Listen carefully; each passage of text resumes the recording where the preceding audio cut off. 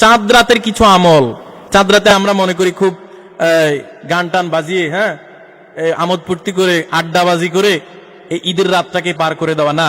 ফুকাহায়ে কেরাম এবং অনেক বিজ্ঞ আল্লাহর ওলিরা এই চাঁদ রাতের কিছু আমল তিনিরা করতেন এবং সাহাবায়ে কেরাম এই চাঁদ রাতটাকে অবহেলায় হেলায় খেলায় কাটাতেন না। আপনার এ পর্যায়ে ঈদের দিনের কিছু 10টা সুন্নত আমরা শুনবো, খুব মনোযোগ দিয়ে সংক্ষেপে শুনুন। ঈদের দিনের আমল কি করতে পারেন? প্রথম নাম্বার, আপনি গোসল করবেন। গোসল করা, পবিত্রতা অর্জন করা। গোসলের পরে অনেকে প্রশ্ন করে, হুজুর গোসলের পরে কি ওযু করতে হয়? হ্যাঁ, গোসলের ফরজ কয়টি? 3টি। গোসলের ফরজ কয়টি? 3টি। 1 নম্বরে কুলি করা, 2 নম্বরে নাকে পানি দেওয়া, নাক পরিষ্কার করা, আর 3 নম্বর হচ্ছে পুরাপুরি শরীর ভালোভাবে ধৌত করা। যেভাবে করলে আপনার অপবিত্র থেকে পবিত্র হতে পারবেন।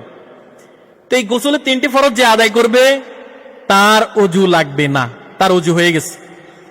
কিন্তু প্রশ্ন হলো, কেউ একজন গোসল করলো, 3টা ফরজ আদায় করলো, কিন্তু সে গোসলের পরে আবার তার যে ওযু ভাঙার 7টি কারণ, অর্থাৎ হাজত হলো, পেশাব পায়খানা, এই সমস্ত কিছু 7টা কারণের মধ্যে যে কোনো কারণ ঘটলো, তাহলে তার ওযুটা আছে না, ভেঙে গেল, ভেঙে গেছে, ওযু আবার করতে হবে। কিন্তু গোসলের পরে ওযু রাখা যায় যদি সম্ভব, তাহলে আপনার ওযু আছে, ভিন্ন করে ওযু করতে হবে না। আবার প্রশ্ন হচ্ছে, হুজুর যদি ওযু করে, হ্যাঁ ঠিক আছে, যদি ওযু করে তাও উত্তম। ওই যে একটা কথা আছে না, সোনাই সোহাগা, ওই ভালোর উপরে ভালো। গোসলের পরে আবার কেউ ওযু করতে চাইলে আপনি করতে পারবেন, এটা দোষের কিছু নাই। তো প্রথম নাম্বার গেল। 2 নাম্বার, সুন্দর ও উত্তম পোশাক পরা। দেখুন, ঈদের দিনে কিছুক্ষণ আগে যেটা বললাম, ঈদের দিনে নতুন পোশাক পরতে হবে এটা কথা না। উত্তম পোশাকের কথা হাদিসের মধ্যে এসেছে যে আপনি উত্তম পোশাক পরবেন, পরিধান করবেন। আপনার কাছে সবচেয়ে যেটা উত্তম ভালো, সেটা এখন থেকে ধুয়ে মুছে পরিষ্কার করে আয়রন করে রেখে দেন। ঈদের দিন এটা গায়ে দিয়ে আসেন, ঈদের দিনে হাসি মুখে থাকবেন।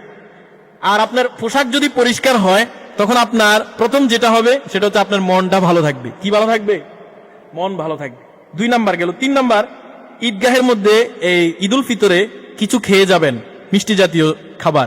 হাদিসে এসেছে, হযরত আনাস রাদিয়াল্লাহু তাআলা থেকে বর্ণিত, তিনি বলেন রাসূলুল্লাহ সাল্লাল্লাহু আলাইহি ওয়াসাল্লাম ঈদগাহে যাওয়ার আগে তিনি মিষ্টি জাতীয় কিছু খেতেন, বিশেষ করে খেজুর খেতেন।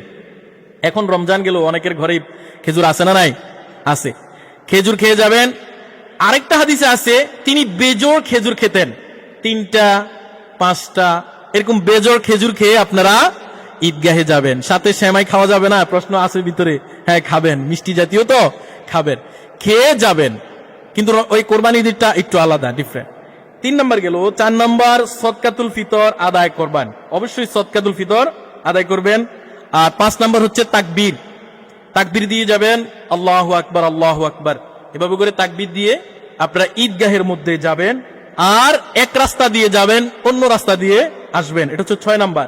6 নাম্বার হচ্ছে আপনার এক রাস্তা দিয়ে যাবেন, অন্য রাস্তা বদলে সে রাস্তা দিয়ে আসবেন। আর 7 নাম্বার, আপনার শিশুদেরকে সঙ্গে করে ঈদগাহে নিয়ে যাবেন। শিশুদেরকে সঙ্গে করে নিয়ে যাবেন। অনেকে তাড়াহুড়ো করে, ওই তাড়াহুড়োর মুহূর্ত আসার আগে আপনার প্রিপারেশন যাতে ভালো করে হয়, যাতে আপনিও ভালো করে প্রিপারেশন নিতে পারেন, সন্তানদেরকেও আপনি সুন্দর করে সাথে করে নিতে পারেন।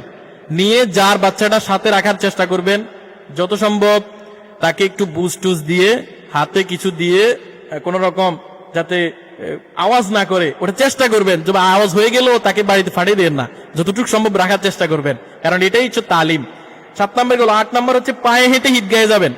আমাদের গ্রামে যদি এই প্রভাবটা যদিও কম, শহরে অনেক এই দৃশ্যটা দেখা যায়।